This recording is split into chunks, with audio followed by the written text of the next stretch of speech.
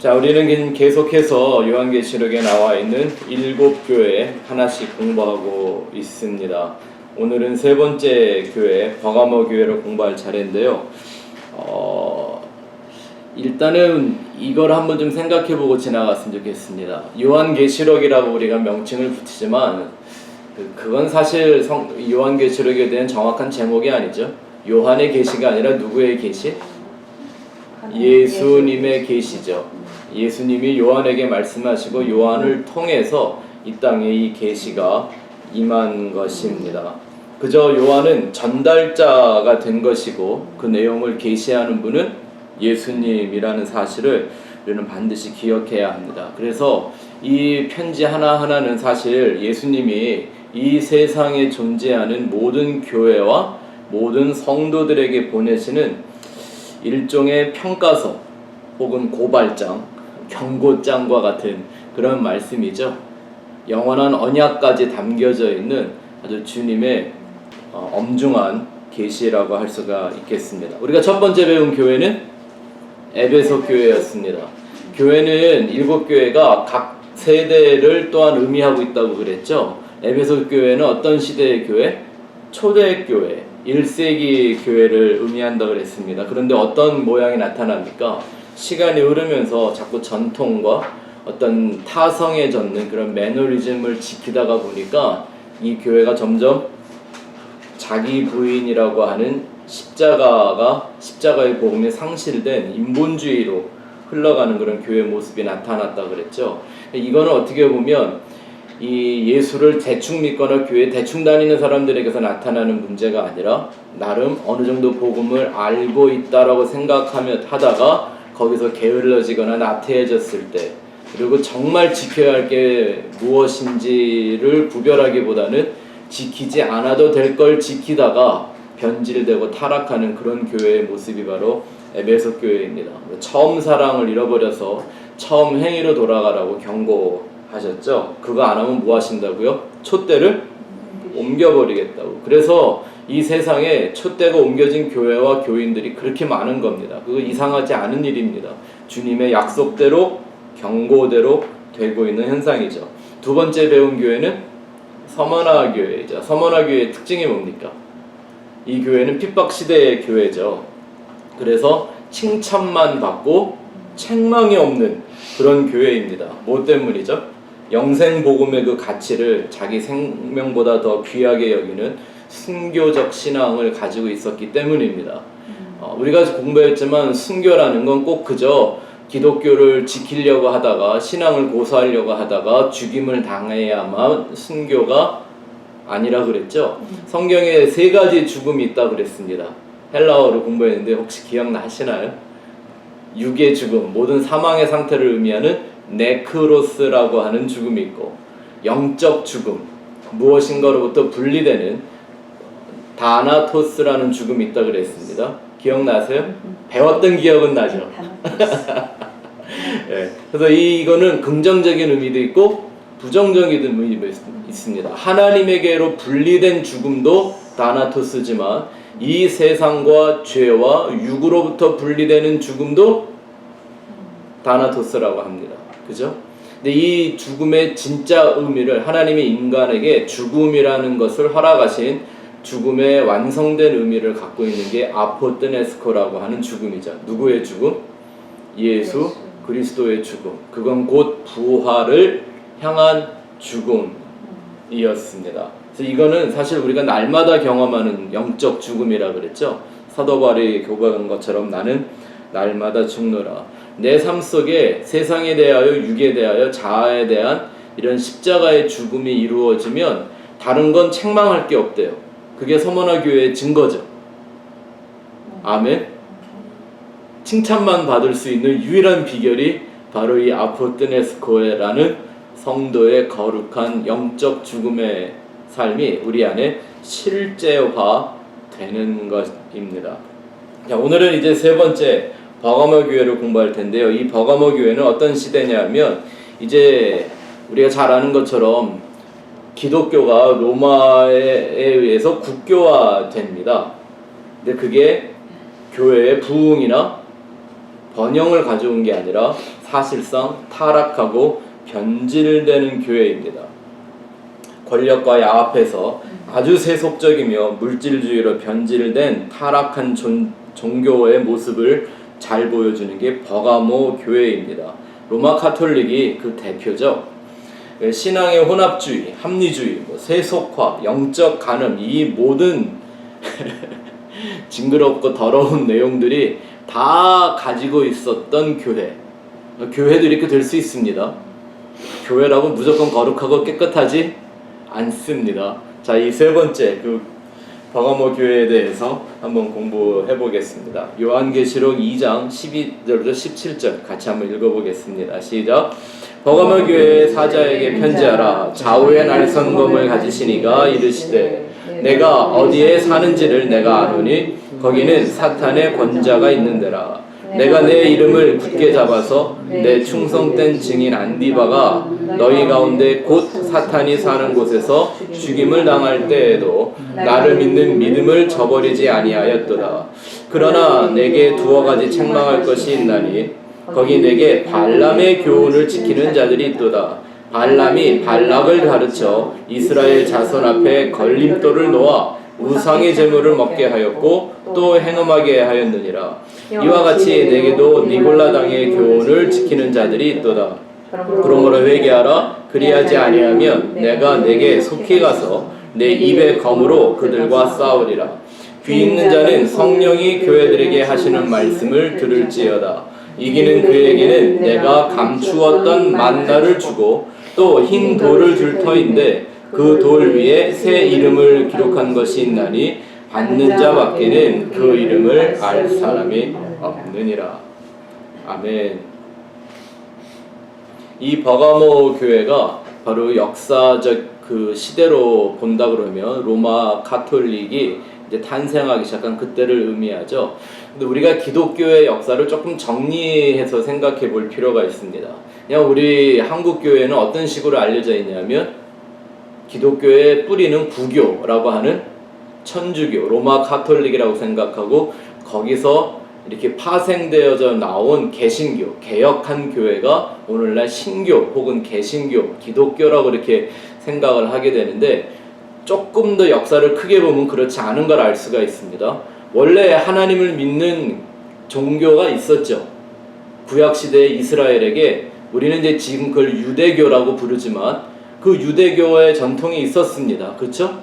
그것이 이제 선지자들과 예수 그리스도에 의해서 진짜 복음이 무엇인가를 알게 됨으로써 유대교로부터 진정한 복음으로 돌아온 초대교회가 있었던 거죠. 어느 때까지? 로마의 컨스탄틴이라고 하는 그 왕이 313년에 이 유대교를 자기네들의 정치적인 목적을 위해서 국교화합니다. 그게 어떤 야망이 있었던 거냐면 전쟁을 하고 피를 흘려서 다른 나라를 정복하지 않아도 모든 그 유럽과 소아시아의 지역들을 정복할 비결을 찾습니다. 그게 뭐예요? 이 기독교, 그 당시에 유럽과 소아시아에 퍼져 있었던 이 기독교를 국교화시키면 다 로마로 포섭이 될 거라고 생각을 하면서 더군다나 그 당시에 자기가 자기 엄마로부터 시작되었던 그 어떤 여자가 어린 아이를 안고 있는 그 태양신 숭배 사상과 이걸 야합을 시켜서 로마 카톨릭이라는 거대한 종교 제국을 형성하게 되죠.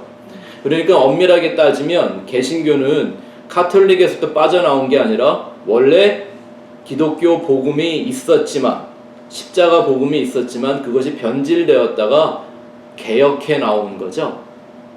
그렇죠? 그러니까 이 기독교 복음의 뿌리는 로마 카톨릭 아닙니다.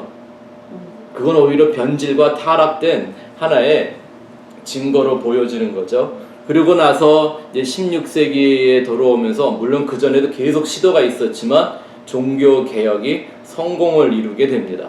마틴 루터와 전 칼빈과 웨슬리와 찌빙글리와 이런 개혁자들에 의해서 종교 개혁이 전 세계적으로 이루어지게 됐고요. 근데 이제 이루어졌던지 말았던지 간의 문제가 형태만 바뀌었지 내용이 별로 이렇게 달라진 게 없었죠. 예. 그러고서 지금 우리가 보고 있는 이 말세 교회의 모습으로 흘러가고 있는 겁니다. 이렇게 조금 더 이렇게 크게 보면 되는데, 그래서 이제 그냥 대충 기독교 역사를 아는 사람들은 얘기하기를 신교는 구교가 뿌리다. 그래서 구교는 형님이고 신교는 아우고 이런 생각을 하는데 그거 절대 그렇지 않습니다. 배달은 형제라 그러면 말이 될지 모르겠지만 절대 역사적으로는 그렇지가 않습니다. 이건 상식적으로 좀 알아두시면 좋을 듯합니다. 자, 이 버가모 교회, 이 교회에 나타난 예수님의 모습부터 한번 살펴보죠. 12절 보니까 예수님이 어떤 모습으로 나타납니까? 좌우에 날선검을 가지신 이로 나타납니다. 그 좌우의 날선검, 이거 어디서 많이 듣던 얘기죠?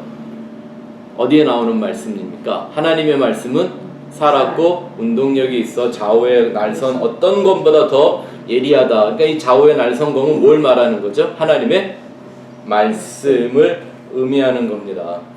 여기서 근데 그 말씀을 검이라고 얘기하시는 것은 다양한 의미가 있지만 특히 이 버가모 교회에는 말씀으로 심판하시는 예수로 그 앞에 나타나는 거죠. 성경의 말씀은 항상 양면성을 가지고 있습니다. 빛을 말하면 그와 반대는 항상 어둠이 있고, 생명을 말하면 죽음이 있고, 그죠?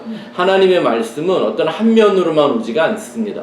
그래서 항상 이면을 봐야 합니다. 표면적으로만 보면 안 되고, 단면적으로 보면 안 되고, 입체적으로 이해를 해야 하나님의 말씀은 다 이해가 정확하게 되죠. 하나님의 그 말씀의 양면성은 두 가지를 꼭 생각하셔야 합니다. 첫 번째는 생명을 주는 말씀이기도 하지만 그 말씀으로 역시 심판하시는 것입니다. 생명을 주는 말씀, 심판하시는 말씀. 그게 어디서부터 시작이 되냐면 하나님이 인간을 만들어 놓고 첫 번째 말씀을 주셨습니다. 무슨 말 하셨죠? 동산 안에 있는 모든 나무의 실과를 먹되 뭐만 하지 마라? 선악을 알게 하는 나무의 실과를 먹지 말라. 너희가 그걸 먹는 날에는 정녕 죽으리라. 이 한 말씀만 보더라도 생명과 죽음에 대한 양면성의 얘기가 다 담겨져 있죠. 죽겠다라는 얘기만 한 게 아니라 그걸 이해하면 이걸 안 먹어야 사는 거다라고 하는 생명의 내용이 그 안에 담겨 있잖아요. 그래서 기억들 아시겠지만 우리는 십자가의 도를 공부할 때 십자가의 양면성이라는 이 요소를 아주 중요하게 공부를 해본 적이 있습니다. 십자가가 어떤 거예요? 살릴 것은 살리고 죽일 것은 죽이는 하나님의 말씀을 상징하는 거죠. 그죠? 십자가는 모든 죄에 대한 용서의 상징이기도 하지만 모든 인생들을 향한 사형 선고이기도 합니다. 그렇죠? 그 십자가 앞에 서면 죄인이 아닌 사람이 하나도 없잖아요. 모든 사람이 예수를 죽인 죄인 되는 거 아닙니까? 그렇게 사형 선고를 해놓고 그거를 믿고 그 앞에 무릎을 꿇는 영혼들에게는 죄 사함을 허락하시는 하나님의 그 십자가와 그 말씀은 항상 이런 양면성을 담고 있습니다. 그리고 그 말씀은 악한 자를 진멸하여 싸우는 검이라고 할 수 있는데요. 이 악한 자라는 게 무슨 뜻입니까? 악한 자. 악한 자라는 건 말씀, 곧 진리로부터 벗어난 모든 사람들을 성경은 악하다 얘기합니다. 히브리어로 라라고 하는데 RA 이렇게 쓰는데요. 그게 무슨 뜻이냐면요. 내가 내 머리로 생각하고 내가 보는 대로 느끼는 겁니다. 그냥 보이는 대로만 보고 생각되는 대로 생각하면 그게 그냥 악한 거예요. 뭐 나쁜 짓을 해야만 그런 게 아니라 바리새인들이 나쁜 짓 했나요? 아니요. 좋은 일만 하고 살았어요. 근데 악하다 그러셨습니다. 왜요? 그냥 자기 눈에 보이는 대로, 들리는 대로, 생각되는 대로 인간의 육이 또 세상의 이론이 끌고 가는 대로 그냥 끌려가 버리는 거예요. 그래서 하나님과 시선을 맞추지 못하고 생각을 함께 하지 못하는 이 모든 상태를 성경이 악하다고 하는 거죠. 그래서 말씀에서 벗어났다 그러면 뭐 그냥 성경에서 벗어났냐 뭐 이런 얘기 하는데 그게 아니라 말씀이 품고 있는 진리에서 벗어난 모든 걸 악한 자라고 합니다. 그래서 그들과 싸우는 유일한 무기가 뭐예요? 말씀이라고 하는 좌우의 날선 검입니다. 그래서 이 버가모 교회에 예수님이 경고를 주시죠. 16절 말씀 한번 읽어볼까요? 시작. 그러므로 회개하라. 그리하지 아니하면 내가 내게 속히 가서 내 입의 검으로 그들과 싸우리라.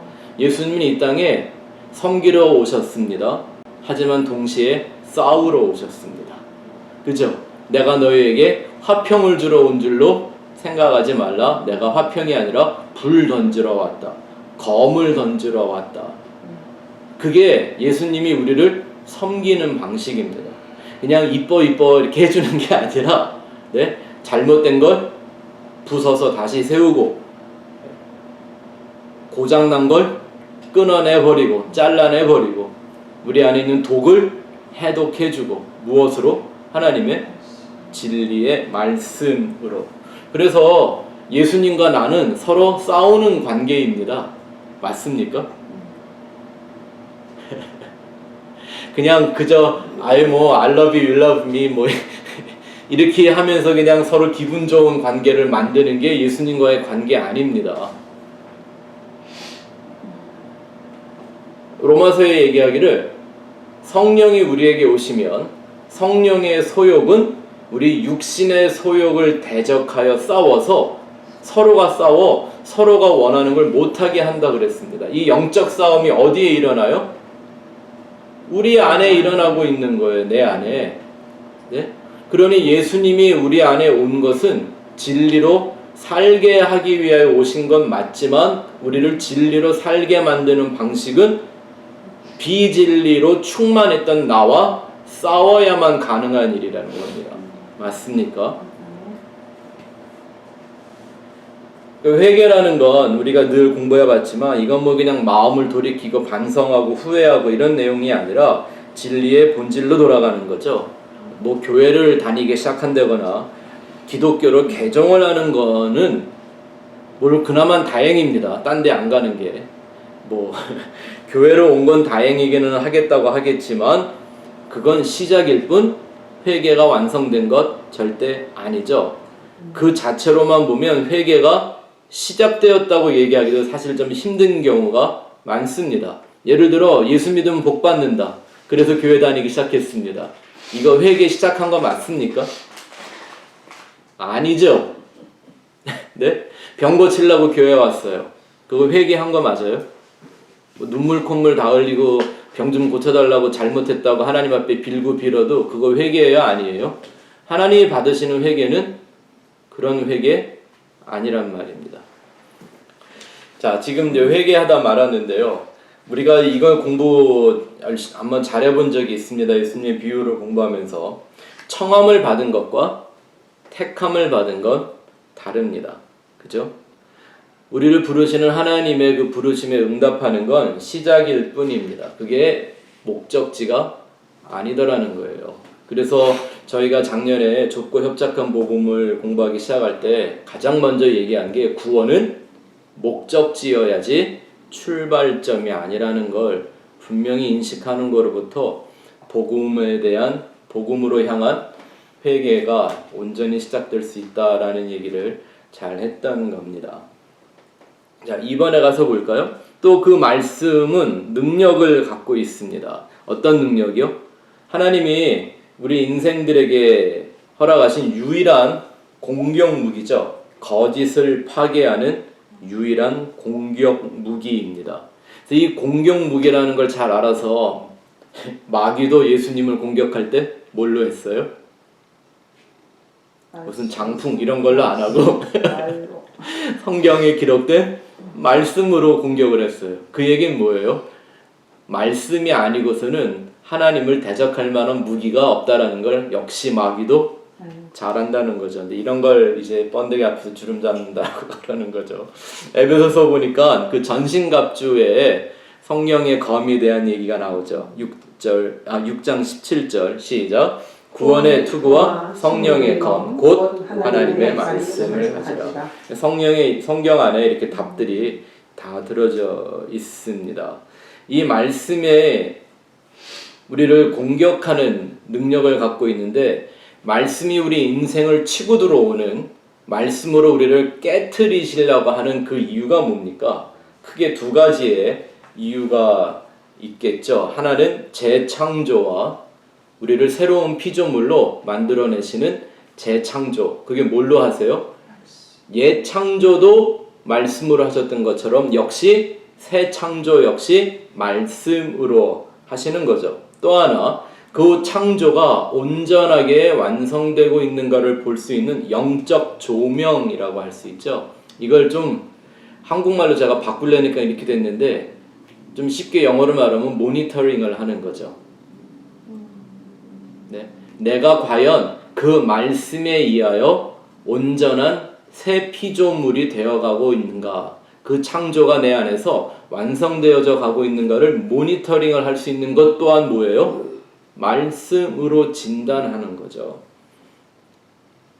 성경은 그게 중요한 겁니다. 뭐 성경에서 어떤 좋은 교훈을 빼서 뭐 인생에 적용을 하고, 물론 그것도 뭐 나쁜 일은 아닙니다만, 나에게 시작되어 있는 그 새 피조물 되는 재창조 역사를 완성해가는 일은 될 수가 없을 수도 있습니다.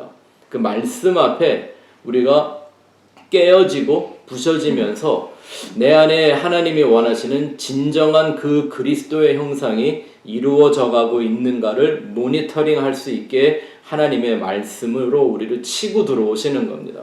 그 얘기가 히브리서 4장에 잘 나와 있죠. 12절 13절 시작. 하나님의 말씀은 살아있고 활력이 있어 좌우의 날선 어떤 검보다도 예리하여 혼과 영과 및 관절과 골수를 찔러 쪼개기까지 하며 또 마음의 생각과 뜻을 판단하니 지으신 것이 하나도 그 앞에 나타나지 않음이 없고 우리의 결산을 받으신 이의 눈앞에 만물이 벌거벗은 것 같이 드러나느니라. 아멘.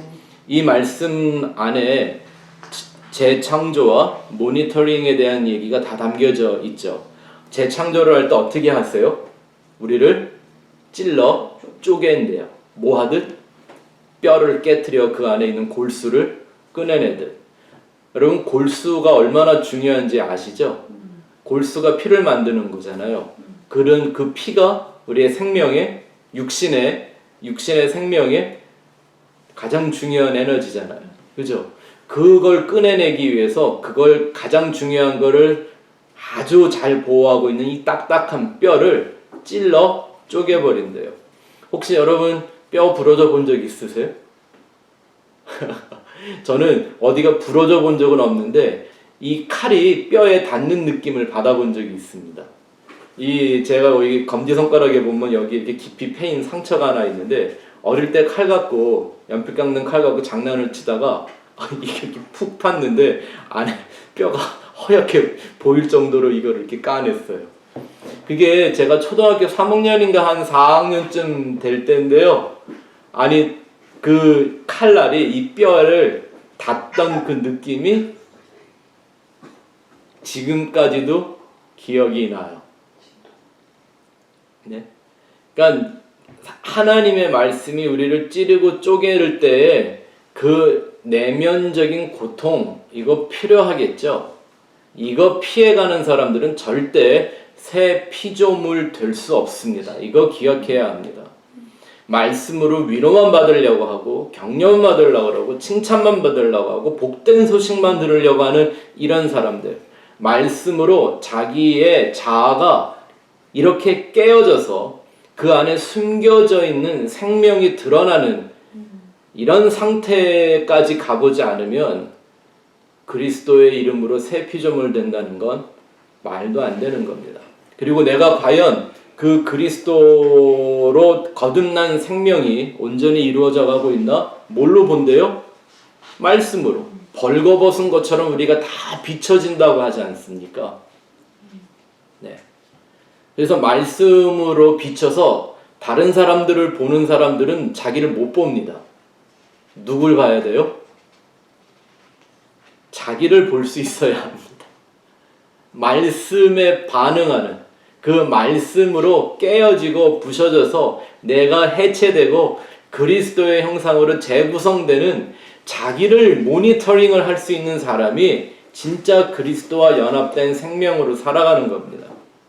근데 이런 모든 건 없어져 버리고 그저 세속주의로, 물질주의로, 인본주의로 흘러가게 된 변질된 교회가 바로 이 버가모 교회라는 걸 잘 보여주고 있습니다. 그런 신앙은 오늘날에도 그런 변질된 모습은 계속되어지고 있는 거죠. 자, 다음 페이지로 넘어가 볼까요? 이 버가모 지역과 그 교회에 대하여 예수님이 무시무시한 진단을 내립니다. 뭐 사람이 하는 말이 아니라 예수님이 하신 말씀이니까 잘 봐야 합니다. 13절 시작. 내가 어디에 사는지를 내가 아노니 거기는 사탄의 권자가 있는데 내가 내 이름을 굳게 잡아서 내 충성된 증인 안디바가 너희 가운데 곧 사탄이 사는 곳에서 죽임을 당할 때에도 나를 믿는 믿음을 저버리지 아니하리로다. 이 버가모라는 지역이 어떤 곳이래요? 사탄의 위, 곧 사단의 보좌가 있는 데래요. 보좌는 진짜 의자 말하는 게 아니죠. 그 권세, 권위, 다스림, 통치 이런 모든 의미를 담고 있는 거죠. 근데 사탄의 그 권자가, 보좌가 바로 버가모에 있다고 예수님이 얘기를 하십니다. 왜 그러냐면 이 로마가 지배하던 아시아에 행정부 수도가 있었던 데가 바로 이 버가모라고 합니다. 그래서 아주 로마를 대표하는 4개의 신전과 황제의 신전 3개가 버가모 지역에 있었을 만큼 로마에 아주 중요한 역할을 했던 곳입니다. 근데 그게 단순히 어떤 신전을 지었던 것뿐만이 아니라 그 신전을 지은 건 뭘까요? 정부 차원에서 황제의 숭배를 하는 겁니다. 인간을 신성화하는 작업과 인간 숭배가 시작된 거죠. 이게 바로 바벨론 종교의 뿌리입니다. 바벨을 추구하는 사람들이 모여서 만들어가는 세상을 바벨론이라고 하죠. 근데 그 바벨이라는 이름이 굉장히 익숙하시죠? 성경에 이 바벨이 처음 등장하는 데가 어디입니까? 바벨탑 사건입니다. 탑을 쌓죠. 뭐 그냥 탑이라 그래서 다보탑 같은 조그만 탑이 아니라 이거 엄청난 큰 타워를 짓는 겁니다. 그죠? 예. 근데 그 바벨이라는 게 무슨 뜻이에요?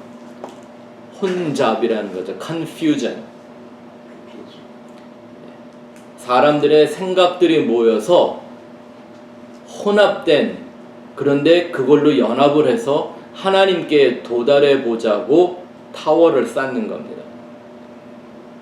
그래서 하나님이 그 바벨탑을 쌓았던 인생들에게 내리신 징계가 뭐예요?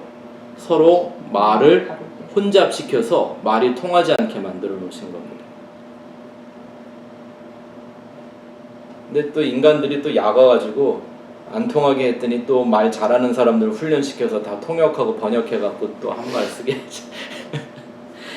네, 왜 이런 얘기가 잘 나오는지 조금 있다가 얘기를 좀 설명을 더 드리도록 하겠습니다. 그래서 이 버가모에 사단의 권세가 있다라고 하는 그 의미는 바로 교회 안으로 이제 세상의 권력과 세상적인 행정과 물질 세계에 기생하며 성공을 바라던 이런 교회가 그 안에서 만들어집니다. 그 성경을 아예 예수님은 그걸 바로 그 자리가 사단의 보좌가 있는 곳이라고 칭하셨습니다. 어디를? 교회를. 네.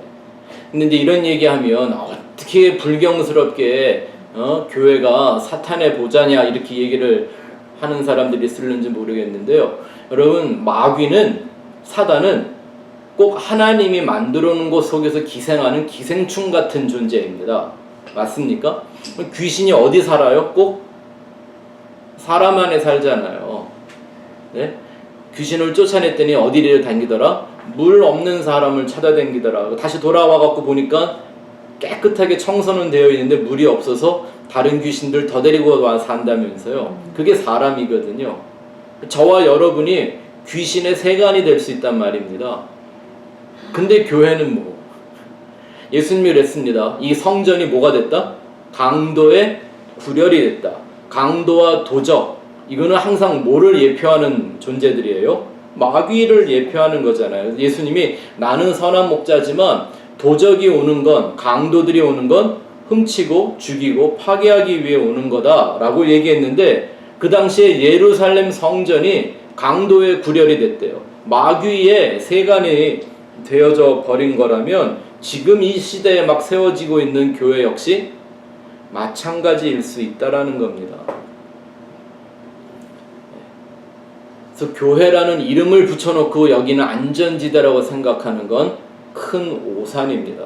마귀는요, 교회 밖에 있는 사람들에 대해서는 별로 관심이 없습니다. 마귀가 실족하게 하고 미혹하는 존재들은 다 어디에 모여 있어요? 교회에 모여 있어요. 그러니까 썬데이에 누가 제일 바쁠까요? 그럴 수도 있다라는 생각을 한번 해보면 정신을 좀 차려야 하지 않겠습니까? 근데 이 버가모라는 이런 변질되고 타락한 종교 형태의 교회가 세상에서 잘 되는 이유가 있습니다. 그 다음 줄을 보시면 바로 하나님을 빙자한 지상낙원을 만들자고 허망한 꿈을 꾸는 겁니다. 그게 바벨탑 사건이 지속적으로 반복되는 현상인 거죠. 뭐 만들자고? 지상낙원 만들자고. 그래서 오늘날까지도 하나님의 나라를 이 땅에 이루자라고 얘기하는 사람들의 얘기를 가만히 들어보고 있으면 뭘 꿈꾸는 것 같아요? 지상낙원을 꿈꾸고 있는 것 같지 않아요? 살만한 세상, 행복한 세상, 그거 교회가 해내자요. 근데 이게 버가모 교회 사상이었다라는 거 아십니까?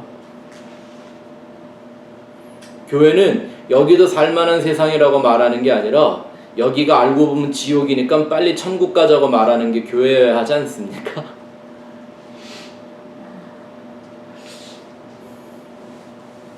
오늘날 어떤 이 세상에 서머나 교회가 많은지 버가모 교회가 많은지 여러분들이 스스로 한번 판단을 해보시기 바랍니다.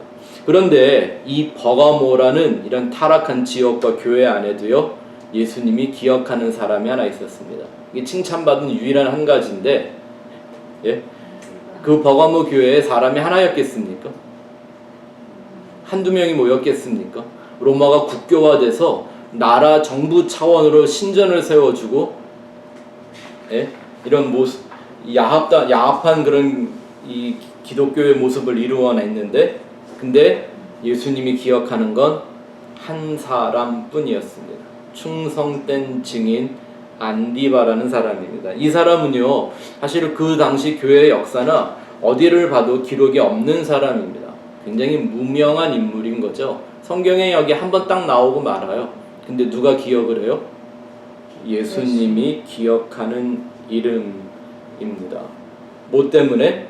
예수의 이름을 저버리지 않았다라고 예수님이 그를 평가해 줍니다. 누구랑 똑같은 얘기예요? 서머나 교회와 같은 얘기예요. 이게 예수의 이름을 저버리지 않는 믿음이란 뭘 의미합니까? 조금 구체적으로 설명을 드리면, 첫째는 예수의 물과 피로만 거듭난 생명을 얻는 것을 말하죠. 예수 이름을 위해서라는 게 남의 이름을 위해서 산다 이런 뜻이 아니라 그 이름이 꼭 누구의 이름이기 때문에 내가 거듭남으로 갖게 되는 이름이라는 사실을 분명히 알아야 한다는 거죠. 이 자체가 옛 자아의 죽음, 자아의 부인, 예수님이 먼저 걸어가신 그 십자가의 길을 따라가는 의미를 담고 있는 거고요. 두 번째는 오직 예수로만 하늘적 존재로서의 정체성을 갖게 되는 겁니다. 정체성.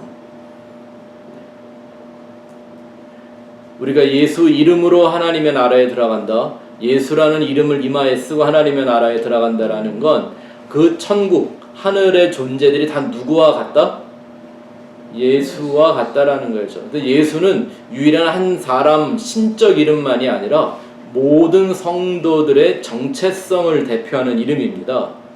아담이 모든 인류를 대표하는 이름인 것처럼 둘째 아담으로 오신 예수도 하나님 나라로 거듭난 모든 성도를 대표하는 이름입니다. 맞습니까? 그래서 예수님의 이름으로 기도하고 예수님의 이름으로 하나님의 나라에 가게 되는 것을 의미하는 거죠. 이 안디바라는 사람, 그 사람을 예수님은 충성된 증인이라고 불렀습니다. 원래 이 충성된 증인이라는 말도 누구의 타이틀이에요? 예수님의 타이틀이에요. 그죠? 참되고 충성된 증인. 참되고라는 말은 진리이고라는 말이에요. 진리이고 충성된 증인, 진리에 충성하는 증인, 이게 예수의 타이틀이란 말입니다.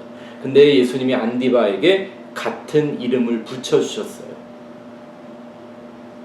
영적으로, 내면적으로 예수와 같은 존재가 되었다라는 의미입니다.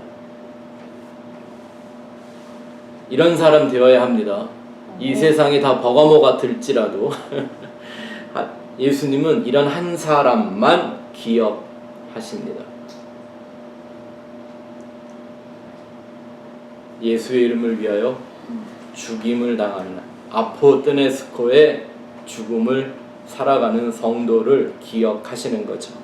이 버가모 교회에 예수님의 책망이 두어 가지가 있다고 그랬습니다. 그 내용이 뭔가 살펴보죠. 14절, 15절을 읽겠습니다. 시작. 그러나 내게 두어 가지 책망할 것이 있나니 거기 내게 발람의 교훈을 지키는 자들이 있도다. 발람이 발락을 가르쳐 이스라엘 자손 앞에 걸림돌을 놓아 우상의 제물을 먹게 하였고 또 행음하게 하였느니라. 이와 같이 내게도 이볼라당의 교훈을 지키는 자들이 있도다. 자, 첫 번째는 어떤 얘기가 나와요? 발람의 교훈을 따르는 사람들이 있다. 이 발람의 교훈이라는 게 뭔가 좀 자세하게 알고 싶으시면 민수기 22장부터 31장까지 보시면 됩니다. 이것도 10장이나 되니까 볼 분들이 계실려나 모르겠네. 한 장이면 어떻게 좀 읽어보겠는데, 그죠? 근데 오늘 좀 시간을 내셔서 한 10분이면 다 읽을 수 있는 분량밖에 안 되니까요. 네, 그리고 삼국지 같이 재밌는 얘기가 나오거든요. 한번 오늘 꼭 읽어보시기를 바랍니다. 이 발람의 교훈이라는 건 뭘 특징하고 있는 말이냐면 사꾼 목자와 혼합 종교의 표상을 바로 발람에 비유하고 있는 겁니다. 오늘날 기독교를 삼키고 있는 만몬주의, 다 돈을 위해서예요. 요즘 신학교가 한국에서 다시 부흥하고 있다죠. 왜? 신학교 나와서 대형교회 목사가 되면 대기업 수준의 대우를 받는다고. 이건 뭐예요? 만몬주의예요. 복음적인 사명이 아니라 기독교가 직업화되고 있는 모습입니다. 근데 그 형태가 바로 발람의 교훈을 따르는 거고요. 그게 거짓 선지자의 표상을 보여주고 있는 겁니다. 거짓 선지자. 사꾼 목자라는 게 뭐예요? 하나님의 명령을 따르는 목자의 삶을 산다고는 하지만 뭘 위해서? 돈 때문에 그 짓을 하는 거예요. 저는 지금도 이해할 수가 없어요. 아니, 돈 그렇게 좋으면 진짜 돈 많이 버는 일을 하지 왜 교회에서 월급 받으며 살으려고 그러는지 모르겠습니다. 네? 목사님도 너무 많이 주던데. 그런가요? 그렇게 받아본 적이 없어서 저는 도대체 그렇게 많은 돈을 주는 교회들은 왜 그러는 건지 모르겠습니다. 우리 주위에 있는 교회도 하나 그랬대죠. 1년에 20만 불을 주는데 그게 모자라다고 10만 불 더 달라고 싸우고 있답니다. 그거를 이루어내려고 권사님들을 동원해서 교회에서 패거리를 만들어가고 장로들을 대적하게 만들고, 목사가 1년에 30만 불씩 하는 돈이 왜 필요하죠? 뭐 필요하겠죠. 뭐. 자, 돈이 많은 게 나쁘다는 얘기가 아닙니다. 돈을 위해 하나님을 이용하는 만몬주의가 바로 하나님이 가장 미워하는 우상 숭배의 하나라는 거고요. 그 일을 살아가는 사람들이 전부 다 성경은 거짓 선지자라고 말합니다. 설교를 하든 거짓말을 하든 뭘 하든 간에. 근데 거짓 선지자들이라는 건 꼭 목사만 그런 건 아닙니다. 일반 평신도들도 그 가르침을 따르면 또 같이 다 거짓 선지자라는 영적인 정체성에 빠져버리게 많은 겁니다.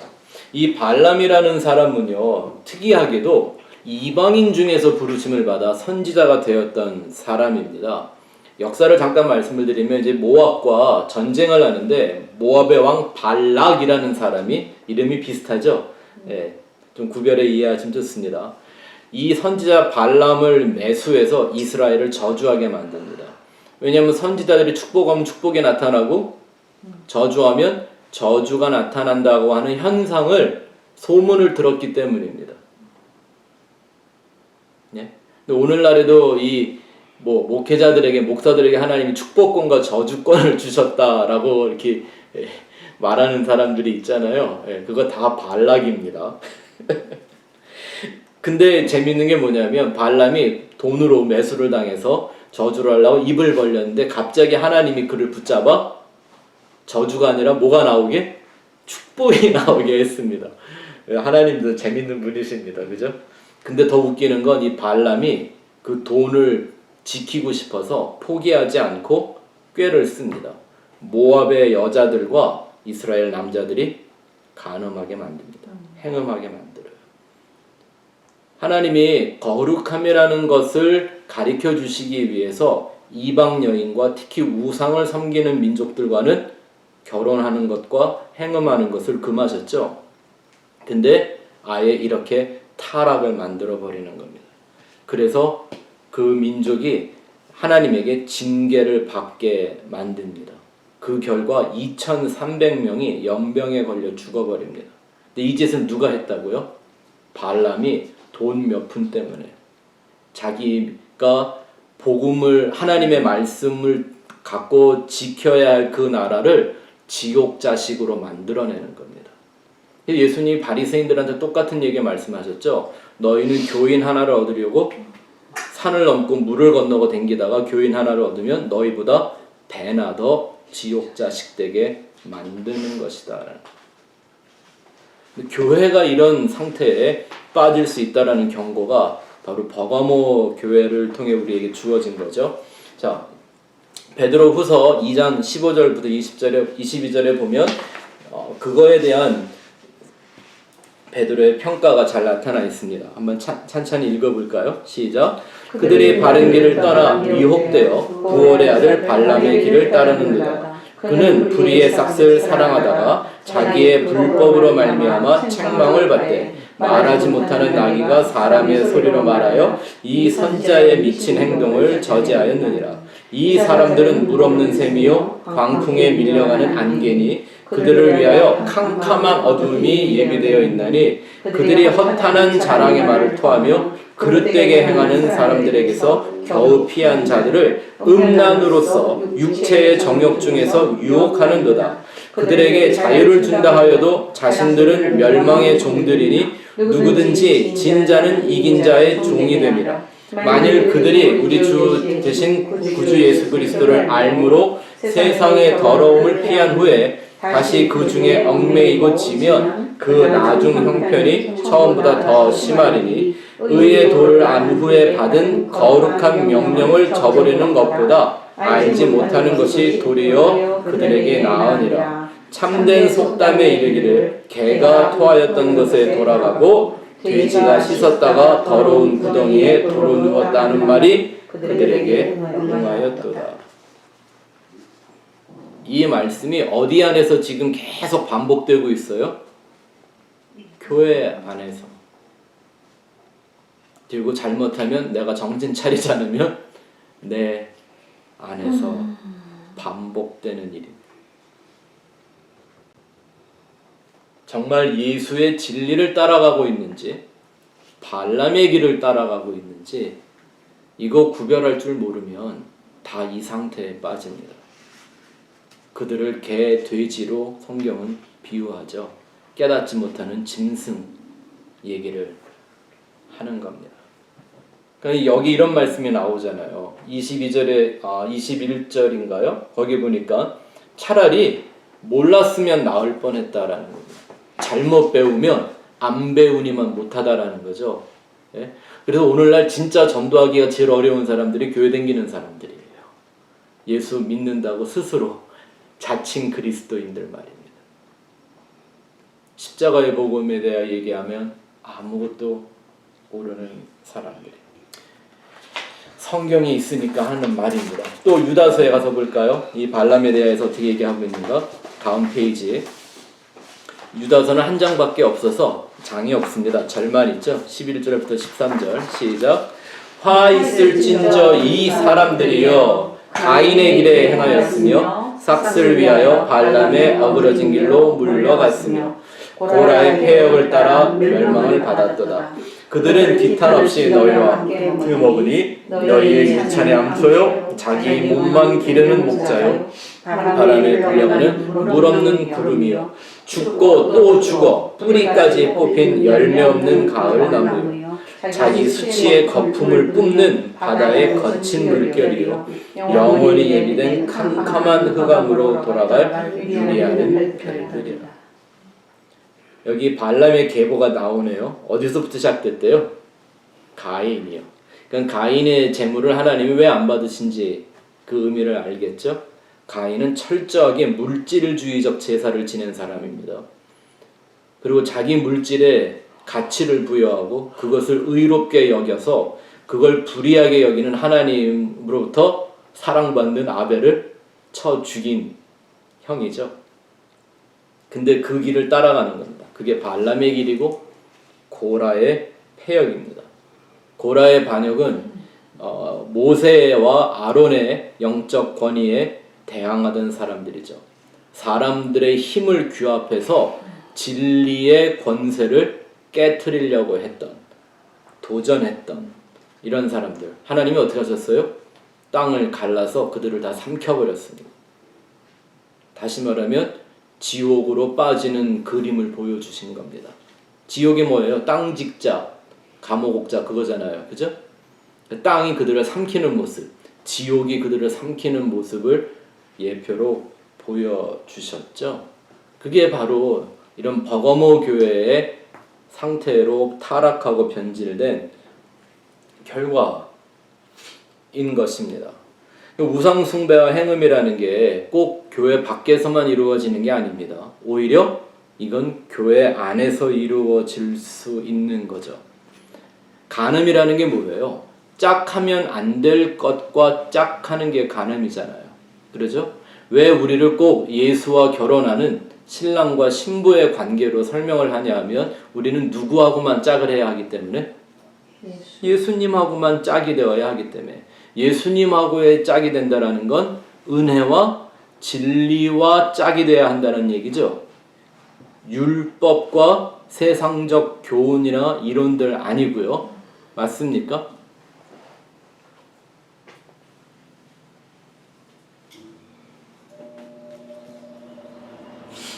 왜 가끔 드라마 같은 거 보면 우리나라 막장 드라마의 대부분의 주제가 그런 거 아닙니까? 예, 한국에서는 아침 드라마 같은 게 되게 인기가 있던 모양이던데 정말 볼 수가 없을 만큼 재미가 없던데 그걸 보는데 내용들이 다 뭐냐 하면 재벌 남자나 혹은 재벌 여자에게 결혼을 하는 거예요. 시집가고 장가가는 거. 그러면 꼭 나오는 대사 중에 하나, 넌 나하고 결혼했어? 아니면 내 돈하고 결혼했어? 뭐 이런 거 나오잖아요. 예?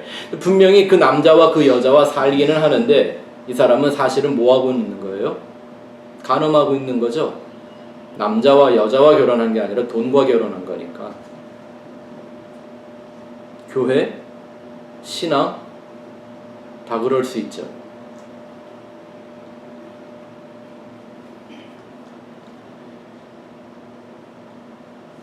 사람들은 두 가지를 섬기는 것 같아요.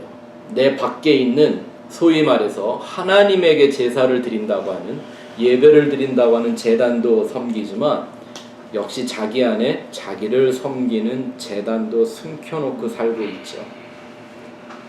그게 버거모 교회의 문제입니다. 근데 하나님은 말씀하기를 그런 형태의 신앙을 갖고 있는 사람들을 그들은 나를 버렸다라고 평가하십니다. 그래서 실제 그 로마 카톨릭이 한참 번성했을 때 그 역사를 조사를 해보면요, 아주 유명한 성당에 가면 지하에 꼭 밀실 같은 게 하나가 있는데 그 안에서 우상 숭배를 했었다라는 거 알고 계십니까? 제가 지금은 기억이 안 나는데 그 로마 그리스 신 중에 어떤 신이 하나 있냐면 맨손과 조그만 단도로 황소를 때려잡는 그 신이 있어요. 그거를 갖다 놓고 대놓고 섬겨요. 그 밀실들이 그 유명한 성당 지하실마다 다 있고 지금도 유물로 보존되어져 있죠. 그죠? 그래서 밖으로 사람들한테 보이는 건 하나님을 섬기는 것처럼 다 꾸며놓고 하고서는 실제로 뭘 섬기는 거예요? 자기를 위한 우상 숭배에 빠져 들어가는 거죠. 사람이 그렇게 되는 거예요. 근데 그게 우리 인간의 본질이란 말입니다. 가만히 내버려 두면 말씀으로 찌르고 쪼개지 않으면 하나님 말씀 앞에 벌거벗은 것처럼 나를 자꾸 세워놓지 않으면 나도 모르는 사이에 우리 인간은 그렇게 흘러가게 되는 본성을 가지고 있다라는 게 우리에게 경고가 되어야 하겠죠. 또 이번에 가서 보시면 이 313년에 이루어진 기독교 국교화는 타락의 함정이었죠. 똑같습니다. 뱀이 에덴 동산에 몰래 들어와 막 하와에게 뭐라 그랬습니까? 이거 먹으면 안 죽는다. 이거 먹으면 하나님과 같이 될까봐 하나님이 그러는 거다. 패턴은 똑같습니다. 말만 조금씩 다를 뿐인 거죠.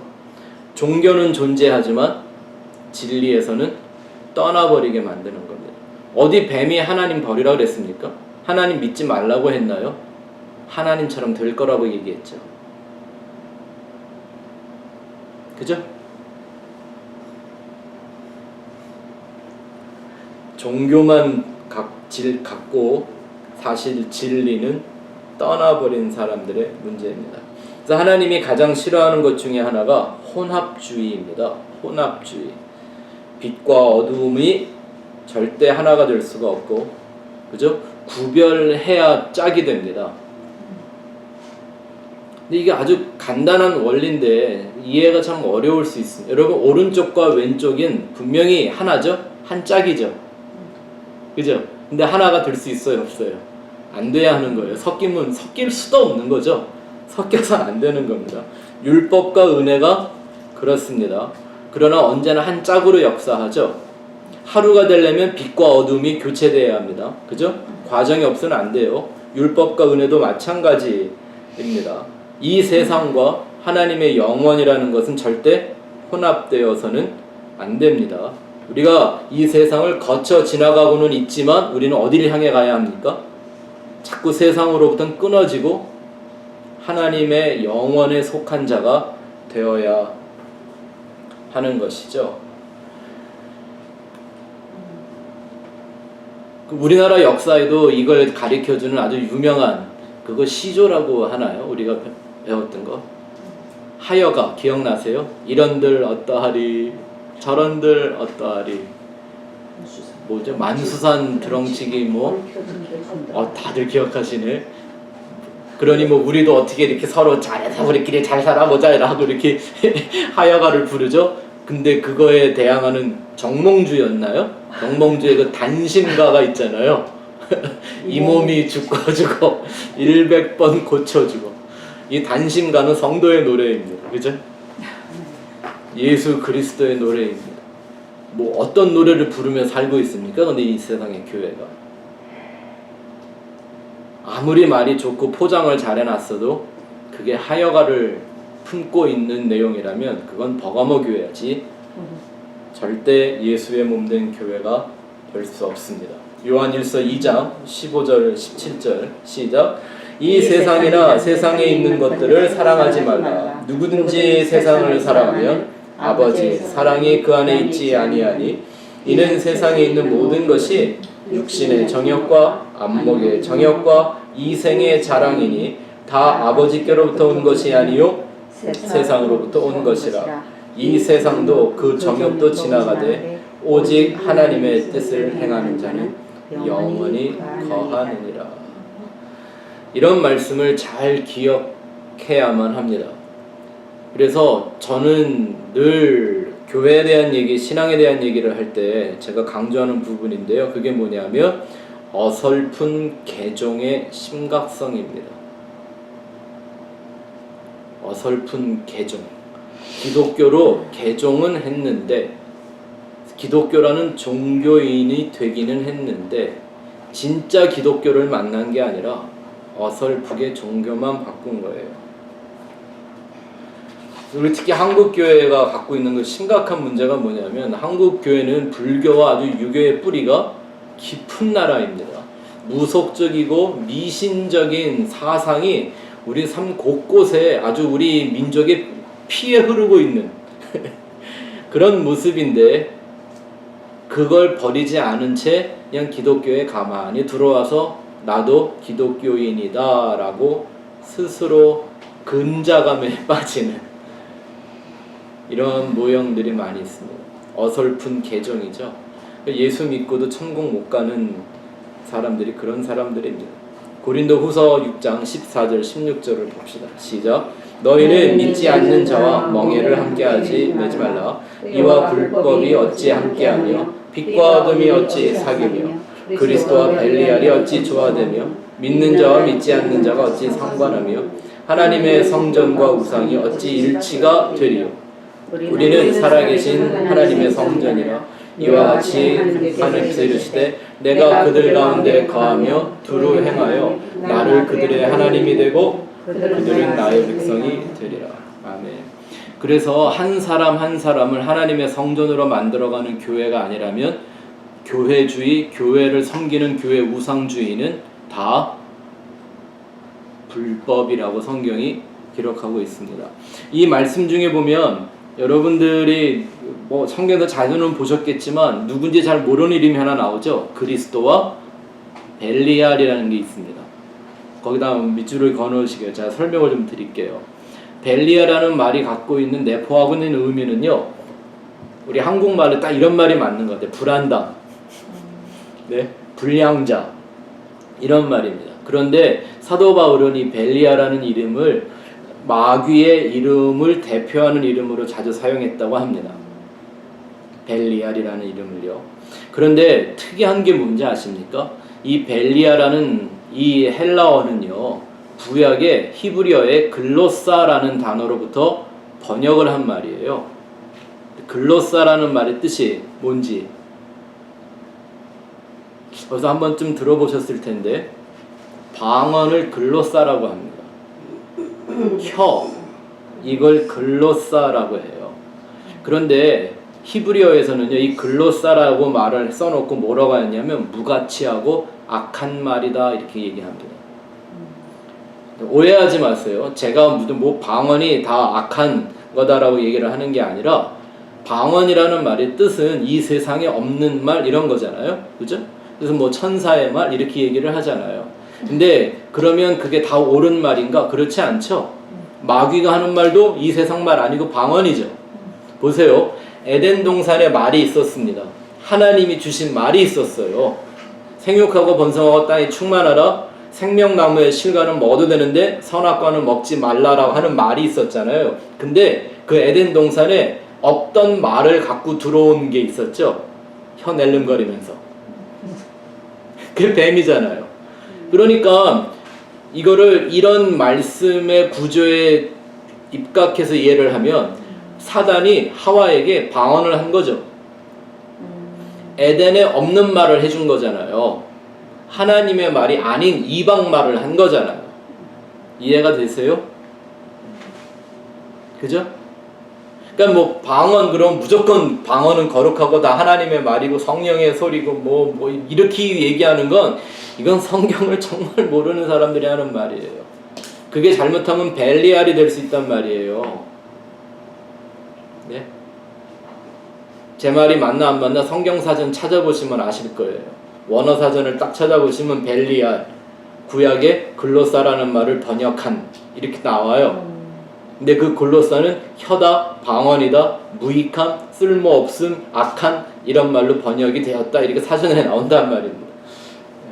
그러니까 우리는 정말 예수 안에 있는 그 진리라는 말과 그 진리 밖에 있는 이방의 말이 뭔지를 구별할 수 있어야만 됩니다.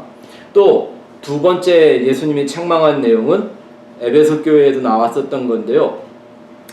뭐가 있었다고요? 니골라당을 따르는 사람들이 있었다. 그 니골라당은 영지주의나 무율법주의를 대표하는 말이에요. 구원파가 이거의 대표입니다.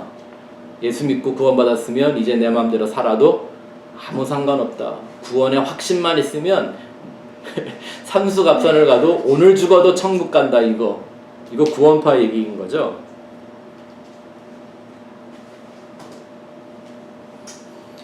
이 니골라당은 오늘 우리 시대로 입각해서 생각을 해보면요, 관념적 신앙과 무율법주의로 빠질 수밖에 없었던 버가모 교회를 잘 설명해 주는 겁니다. 왜냐하면 한번 생각해 보세요. 이 사람들이 로마 카톨릭화 되고서 정부와 종교와 하나가 되었기 때문에 교회 안에 당연히 계급화와 조직화가 이루어집니다. 교회 안에 계급화와 조직화. 이게 교회가 세속적으로 변질되는 특성이죠. 네? 여러분 교회 안에 있는 목사, 장로, 권사 이게 계급입니까? 조직을 위한 구조입니까? 아니요, 그렇지 않잖아요. 그건 사명이고 영적 몸으로서 지체로서 기능을 행하는 기능직이지, 그쵸? 이게 계급입니까? 한번 생각해 보세요. 아버지와 어머니라는 이름은 계급입니까? 조직을 위한 타이틀인가요? 아니잖아요. 그런데 자연히 이런 얘기가 정부와 세상과 야합된 교회 안에 들어와서 이걸 지키려고 물불 가리지 않는 겁니다. 그게 바로 버가모 교회의 타락한 모습이죠. 그러니 당연히 온전한 복음, 정말 지켜야 될 복음이라는 진리는 온데간데 없어지고 자기들이 원하는 계급과 조직만 지키고 있는 겁니다. 다 발람이 되어가고 있는 모양이죠. 구약에도 역시 마찬가지입니다. 아모스 8장 11절부터 12절 시작. 주 여호와의 말씀이니라. 보라, 나를 이를지라. 내가 기근을 땅에 보내리니 양식이 없어 주림이 아니며 물이 없어 가람이 아니요 여호와의 말씀을 듣지 못한 기갈이라. 사람이 이 바다에서 저 바다까지 북쪽에서 동쪽까지 비틀거리며 여호와의 말씀을 구하려고 돌아다녀도 얻지 못하리니. 왜요? 교회들이 예수의 진리만 전하는 메신저의 역할을 해야 되는데 그게 아니라 이렇게 그냥 세상을 위한 종교 집단이 되어버리고 말면 많긴 엄청 많아지는데 뭐가 없대요? 정말 먹어야 될 양식이 없다고 얘기하는 겁니다. 그래서 아까 우리가 16절 말씀에서 봤던 것처럼 예수님이 바로 이 비진리를 대항하여 말씀의 검으로 싸우겠다고 얘기를 하시는 겁니다. 이게 바로 이 시대의 교회 안에 이루어져야 될 영적 전투이죠. 만몬주의, 곧 물질 만능주의와 세속화된 현대 문화로 가득한 교회와 싸우는 예수님입니다. 근데 예수님이 어떻게 싸우신대요? 회개하지 않으면 촛대를 그냥 옮겨버리시면 그만입니다.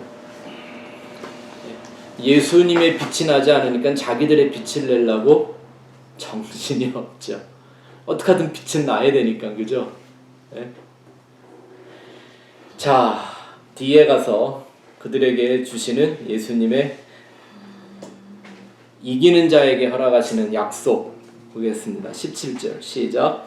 귀 있는 자는 성령이 교회들에게 하시는 말씀을 들을지어다. 이기는 그에게는 내가 감추었던 만나를 주고 또 흰 돌을 줄 터인데 그 돌 위에 새 이름을 기록한 것이 있느니 받는 자밖에는 그 이름을 알 사람이 없느니라. 아멘. 두 가지를 주신대요. 첫 번째는 감추었던 만나, 그리고 두 번째는 흰 돌멩이 하나를 주신대요. 이게 무슨 뜻일까요? 감추었던 만나는 생명의 떡이신 예수를 의미하는 거죠. 그러니까 이스라엘이 광야 40년 동안 하루도 안식일만 빼고 하나님이 하루도 빠짐없이 내려주셨던 그 만나의 본질적 의미가 뭔가를 가르쳐주는 거죠. 네? 우리가 출애굽기 공부할 때 이 만나에 대한 공부를 잘해서 여러분이 기억을 하실 텐데요. 자, 예수님이 자신을 바로 이 만나라고 얘기한 장면을 보죠. 요한복음 6장 49절 51절 시작. 너희 조상들은 광야에서 만나를 먹었어도 죽었거니와 이는 하늘에서 내려오는 떡이니 사람으로 하여금 먹고 죽지 아니하게 하는 것이니라. 나는 하늘에서 내려온 살아있는 떡이니 사람이 이 떡을 먹으면 영생하리라. 내가 줄 떡은 곧 생명을 위한 내 살이니라 하시니라. 아멘. 여기 보니까 만나가 어떤 거래요? 하늘에서 내려온 떡인데 이 떡을 먹으면 죽지 않는 거래요. 그런데 예수님 말씀하시기를 근데 너희 조상들은 광야에서 그 만나 먹고도 다 죽었다? 이게 말이 좀 이상하죠. 모순이지 않아요? 먹으면 죽지 않는 걸 주셨는데 그걸 먹고 죽었대요. 그러니까 그걸 먹었다 안 먹었다가 중요한 게 아니라 어떻게 먹었느냐의 문제를 말씀하시는 거죠. 그죠? 그래서 만나를 하늘의 양식으로 먹으면 사는데 땅과 육의 양식으로 주워 먹으면 다 죽는 거예요. 그렇죠? 근데 이 만나를 왜 감추었던 거라고 얘기하시나요? 마지막 페이지 맨 위에 가서 보시면 당연히 버가모 교회와 같이 이 변질된 신앙 까닭에 감추어질 수밖에 없었던 게 뭐예요? 예수 그리스도라고 하는 그 생명의 진리인 거죠. 그러니까 예수를 하나의 숭배의 대상으로는 삼았는데 그래서 막 동상도 만들고 멋있는 십자가 만들어서 거기다가 빨개벗고 매달아 놓고 그 예수 믿는다고 온갖 종교적인 쇼와 행위를 다 하는데 그 예수를 먹지는 않는 거예요. 예수님이 계속 그러잖아요. 내 피를 먹고 내 살을 마시지 않으면 너와 내가 상관이 없느니라고 얘기하는데 그게 아니라 예수를 아주 멋진 보좌에 앉혀놓고 계속 숭배만 하는 거예요. 그럼 못 내려오게. 내려오면 불편하니까. 그냥 거기 앉아서 우리가 노래하면 노래 듣고 내가 기도하면 기도나 좀 들어주고 내가 뭔가 부탁을 하면 부탁도 좀 들어주고 내 인생에 문제 생기면 좀 해결 좀 해주고 절대 내려오지 말라고. 그러니 당연히 예수가 감추어지는 거예요. 제가 이 남가주에 와갖고 4년 전부터 정말 예수 믿으냐고 그 신앙에 대해서 물어보면요. 자기의 무슨 경험, 자기의 경력 이런 얘기는 나오는데 무슨 얘기가 하나도 안 나와? 예수에 대한 얘기가 없어요. 예수 믿는 사람들 앉혀놓고 예수의 얘기하면 불편해. 네?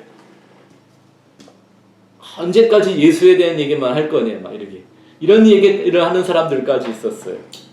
그러니 당연히 예수가 교회에서 감춰져 버리는 거예요. 여러분 광야의 만나는 뭔가요? 둘째 줄에 그건 약속의 땅을 향한 길을 갈 수 있도록 주시는 양식이었죠. 그래서 예수님이 제 기도를 가르쳐 달라고 하는 제자들에게 기도하는 제목을 하나 주셨죠. 너희는 이렇게 기도하라. 오늘날 우리에게 일용할 양식을 달라고 기도해라. 근데 이제 우리 산상수훈에서 배워서 아세요. 성경에 보면 오늘날 일용할 양식 이렇게 해놨는데 그 밑에 뭐라고 설명이 나와 있냐면 원문은 내일의 양식이다 이렇게 돼 있어요. 왜 그럴까요? 하나님이 내일 먹을 양식을 오늘 주신 기록이 나오죠. 성경에. 그게 뭐예요? 만나를 안식일 전날은 안식일 날 치까지 주셨죠. 그러니까 내일 먹을 양식을 오늘 주신 거죠. 영원한 안식을 위한 만나를 주신 것. 그거 달라고 구해라. 근데 그 양식이 바로 누구라고요? 예수님이요. 안식을 위한 양식이잖아요. 수고하고 무거운 짐진 자들아 다 내게로 와라. 내가 너희에게 안식을 주리라. 인자는 안식의 주인이니라. 그러니까 그 양식은 누구를 얘기하는 거예요? 예수요. 성도는 예수를 먹고 마시는 존재가 되어야 하는 거예요. 근데 예수를 말하기가 불편해요? 예수에 대해서 할 말이 없어요? 무슨 위인전에 나오는 얘기 말고는 도대체 예수에 대해서 할 말이 없는 사람들이 오늘날 교회 안에 너무 많은 것 같아요. 그래서 간증을 하라 그러면 예수에 대한 간증을 하는 게 아니라 다 자기 얘기하죠. 그게 진짜 간증 맞을까요? 예수를 가지는 게 아니라 예수의 껍데기만 숭배하는 모습이 되어버리는 거죠. 근데 여기서 회개하고 이긴 자들에게 뭘 주신대요? 이 감추어진 만나, 예수 그리스도를 우리에게 주신다라는 거예요. 그 다음 줄 보시면 이 세상의 문화, 전통, 안락 이런 거 다 이겨야 얻어지는 예수 그리스도라는 걸 알 수가 있죠. 이긴다라는 말이 저는 두 가지로 이 말을 좀 설명을 해드리고 싶어요. 첫 번째는 극복하는 거고 두 번째는 초월하는 거. 극복과 초월이에요. 그래서 이 세상이 내게 주는 안목의 정욕, 육신의 자랑 이거 극복해내지 않으면 이 감추어진 만나 못 먹습니다. 왜? 똑같은 걸 주셔도 그거를 광야의 조상들처럼 땅의 양식, 육의 양식으로 주워 먹고 다 죽어버릴 거니까 그거 먹고도 천국에 못 가는 겁니다. 근데 이걸 극복하라 그랬다고 무슨 그거 뭐라 그러죠?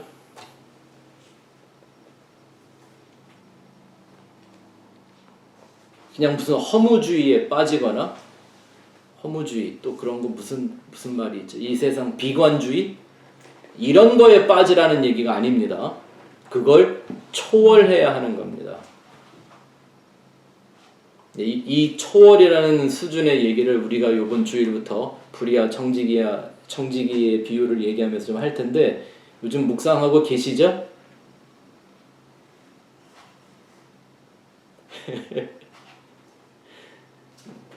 예상했던 것처럼요. 이 불의한 청지기에 대해서는 역시 여러 가지 얘기가 막 들어옵니다. 어떤 사람은 해석이 잘못됐다고 이메일을 보내는 사람도 있고 벌써부터 해석은 하지도 않았는데 어떤 사람들은 진짜 불의한 청지기의 비유가 뭔지 알아가게 됐습니다라고 이런 얘기도 하고 아주 재밌습니다. 아무튼 여러분들 안에서도 이 과정이 한번 꼭 이루어지기를 바랍니다. 열심히 해보십시오. 자, 마지막 2번 가서 보시겠습니다. 두 번째 주신다는 건 뭐였죠? 흰 돌을 주신다고 했는데요. 이 당시에 흰 돌과 까만 돌은 유죄와 무죄를 선고하는 표라고 했습니다. 흰 돌은 뭐의 얘기예요? 용서와 죄사함의 표입니다. 이게 진짜 돌멩이 준다는 얘기가 아니잖아요. 그쵸? 면죄부가 아니라 바로 아들과 아버지가 하나됨을 의미하는 겁니다. 이걸 뭐라고 부르죠? 모노게네스. 히브리 말로는 에벤 이렇게 부른다 그랬죠. 아버지라는 아바와 아들이라고 하는 벤이 만나면 에벤 돌이 되는 거예요. 에벤 에셀 이게 무슨 말이죠? 그 돌이 되도록 돕는다라는 말이죠. 그래서 그 돌의 모양으로 예표로 우리에게 오신 분이 누구예요? 모든 세상 사람들이 버려버렸던 예수 그리스도. 그래서 우리는 그를 모퉁이 돌이라고 하잖아요.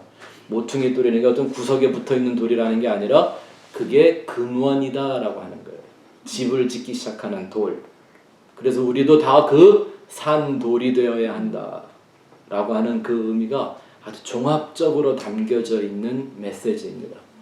그러니까 이 성경 전체에 왜 자꾸 돌에 대한 얘기를 하고 있는가를 성경적으로 알지 못하면 이런 말들이 이해가 안 되겠죠. 그죠? 모노게네스. 그걸 신약 성경은 우리 한국말 성경은 굳이 독생자라고 번역을 했어요. 그러면 예수님만 독생자가 아니에요. 우리도 독생한 거예요. 맞습니까? 누가 나왔으니까? 하나님이 나와야 그게 독생하는 거거든요. 아버지가 아들로 낳아주셔야 하는 거예요. 아멘. 근데 그 돌 위에 뭐가 쓰여져 있대요? 새 이름이 새겨져 있대요. 그냥 돌멩이 주는 게 아니라 이름이 써 있는 돌멩이를 주신대요. 누구의 이름일까요? 우리를 바로 영원한 만찬과 천국의 만찬과 혼인잔치로 인도할 때 주시는 이름이죠. 그래서 이 죄사함, 용서를 받은 영혼들이 하나님의 나라에 갈 때 뭐 쓰고 간대요? 아버지와 어린 양의 이름 쓰고 들어간대잖아요. 잘 한번 생각해 보세요. 예수님이 이 세상에 이 흰돌에 이름 써 있는 건 모델이 누구예요? 예수님이잖아요. 그죠? 돌로 오셨다면서요. 모퉁이 돌로. 그죠? 근데 그 모퉁이 돌이라는 그 돌에 이름이 새겨져 있어. 예수 그리스도 이렇게. 그죠? 네? 그런데 나에도 똑같이 그 돌을 주신대요. 누구 이름 써서? 예수 그리스도의 이름을 써서. 흥미로운 건 이제 우리가 공부할 네 번째 교회, 사대교회를 시작하는데 그 사대교회의 첫 번째 메시지가 뭔지 아세요? 너희가 살았다는 이름은 가졌으나 어떤 이름? 살았다고 하는 이름은 있는데 실상은 그게 죽은 이름이야 라고 하시는 거예요. 이름 얘기는 이제 넘어갑니다. 존재에 대한 얘기를 하는 거죠. 자, 이렇게 버가모 교회의 내용을 다 한번 살펴보았습니다. 안타까운 게 예수님이 성경에 예언하신 대로 이 마지막 시대는 다 이 버가모 교회와 되어져 버렸습니다. 그 안에 존재하는 안디바 같은 성도 되시기를 축원합니다. 이기셔야 합니다. 무엇으로? 좌우의 날선 말씀의 검으로. 기도하겠습니다.